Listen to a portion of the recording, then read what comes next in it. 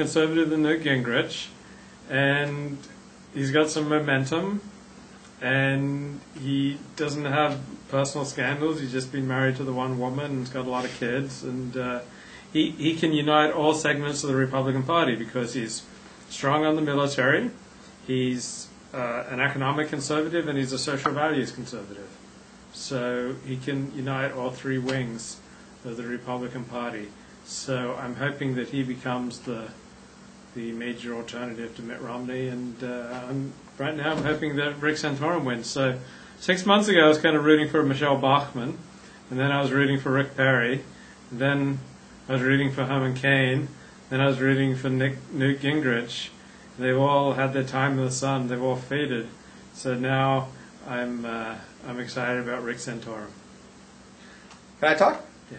I'm still in Newt's corner. Okay. First of all, Newt is a fan of Torah Talks now, so I have to stay with him. No, Newt Gingrich is by far the most pro-Israel. Yeah. Do you have any facts on the ground about Santorum being pro-Israel? Do you have any quotes by him that makes him stand out as pro-Israel?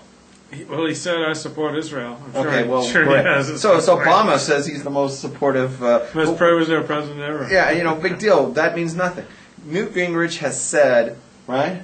Yeah. He has said that he wants to take a proactive role, the United States, to work together with the State of Israel to do a joint operation to attack Iran, to wipe out their nuclear capabilities, so that, and I quote, there isn't a second Holocaust of the Jews in the State of Israel.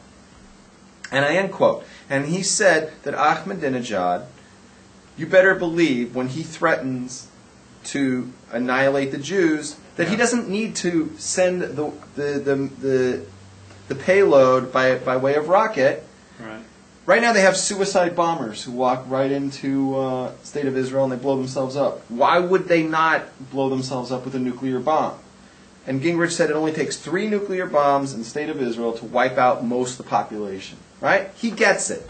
He's identified the Arabs there, the ones that call themselves Palestinian, as an invented people. He's made an equivalence between the PA with the Fatah, with Hamas, called them all terrorists. He says no matter who Israel negotiates with, they're negotiating with terrorists. Right? He doesn't pull his punches. He said that he will sew up all the badly torn U.S.-Israel relations that we've seen over the last 20 years. On the first day he takes office, because he will move the U.S. Embassy finally from Tel Aviv to Jerusalem, the recognized capital of the State of Israel. Enough with this anti-Israel, pro-Palestinian crap that we've seen from the past administrations. And if you don't believe he's going to do it, keep in mind that in 1998, when he was Speaker of the House, he was the one who passed legislation to move the embassy to Jerusalem, but of course Clinton vetoed it. Okay, so I absolutely believe he's going to do it. He's always been pro-Israel, and he as a Jew, I don't see how any Jew could not vote for Newt Gingrich, because not voting for Gingrich is tantamount to turning your backs on all the Jews living in the State of Israel. So he's got my blessing, and I hope that he wins. How long have you been pro-Newt? I've been pro-Newt since he started coming out with all these. He took this very aggressive pro-Israel stance. About 3 weeks ago he started with it. No? Yeah, about a month ago. About a month ago. And it makes sense. The guy's a political genius, right? Yeah. He's not trying to win the Jewish vote.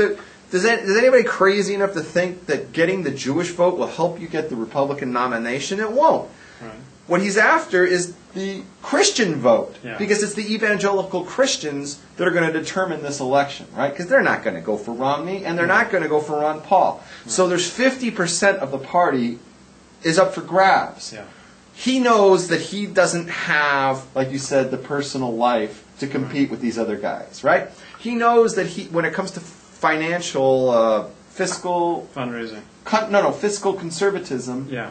he's not going to win. Yeah. Right? Because he's done some, Yeah. he's made compromises. Yeah. Right? Where can he win? He can win by making Israel the center issue of the election. To other people, it's not that important. But to the evangelical Christians, it's everything. They love Israel more than Jews do. Right? To an evangelical Christian, they believe that he who blesses the Jews will be blessed, and he who curses the Jews will be cursed. Right? They believe that the state of Israel, if you bless it, they'll be blessed. And when Gingrich puts himself out there and he says, we are going to be side by side with the state of Israel, he's winning that vote over. The guy's a genius. So we're the benefactors of it. So I don't see how a Jew could turn your back on him. That's my opinion. You pick Santorum. It happens to be my comedy coach. Right? It was Rick Santorum. No. Absolutely not. Have you ever watched that Santorum talk? He's got all the charisma of like a dried onion. I mean, the guy has got like no personality. You say, how does he work on the debates? I don't know. I always sleep when he starts talking.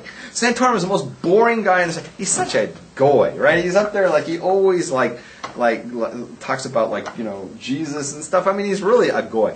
Now, here's the thing. My comedy coach, I got to give him props. He picked Santorum to win. Really? He picked him to win when Gingrich started moving into the lead. Remember when Gingrich moved into the lead and Gingrich had like 50% down. 6 weeks ago. He had like 50% of the vote down in Florida and stuff. And Santorum was down like at 2%. Yeah. My comedy coach said Santorum will be the nominee. Whoa. Yeah, and I was like, okay, you know what? This is not the guy I want picking my picks, because but he picked him, and right now he doesn't look so stupid because Santorum's starting to. But it's based on the theory of last man standing. Yeah. It's like every one of them, like you said, had their day in the shade. Yeah. They had all the mud thrown at them, and the only one so far who's clean is Santorum, right? So he's going to emerge just in time for the primaries. I took this thing on Facebook where it was like, choose the candidate who's most like you, and they would give you like some bullshit issues. Right. And they said Huntsman is the guy for me. You even know who this guy is? Yeah, He may be the last guy standing. Watch out for him. Yeah. He may be the last guy standing because everybody's overlooking him.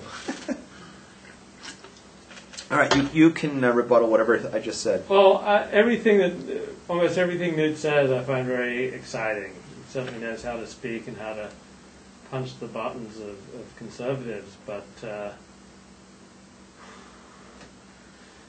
his track record is just somewhat disturbing. And so in many ways I think he'd be the most dangerous of the presidential candidates of either party. Yeah? Yeah, I mean, he's an egomaniac. We talked about that. Unpredictable. He's, I mean, like all the people who worked with him in Congress hated him and don't support him. So. Okay. Now there's a guy that's been making the news the last couple of weeks. It's going the opposite direction. Whereas Newt Gingrich has been shooting his mouth off, about how much he loves the state of Israel, right? By the way, never said anything about Jews. Mm-hmm. He just says the state of Israel, right? There's a man out there who's running for president who's, the more we discover about this guy, the more anti-Jewish we discover. You know who I'm talking about? Ron Paul. Ron Paul. I think we need to discuss him finally on this show. Okay. I'm not going to pull any punches. Okay. I'm not going to pull any punches with this guy. This is Ron Paul. I first got wind of him, right, when State of Israel was being rocketed, right, by Gaza. Mm-hmm. This was 3 years ago. Yeah. 3 years ago? They were being rocketed by Gaza continuously, and what do you want to do? Just sit there and take it? Yeah, go ahead. Murder and maim our kids. Murder and maim all of our innocent Jews. What are we supposed to do, right? So they went in and tried to defend themselves. They didn't need to have to explain or apologize or rationalize or justify or defend why they needed to go into Gaza. Right. You're being attacked, you go and attack. Right? Yeah. You don't have to explain that we have a right to defend ourselves. You defend yourselves, and anybody who has a problem with it can go fuck themselves, right? Yeah. So So Ron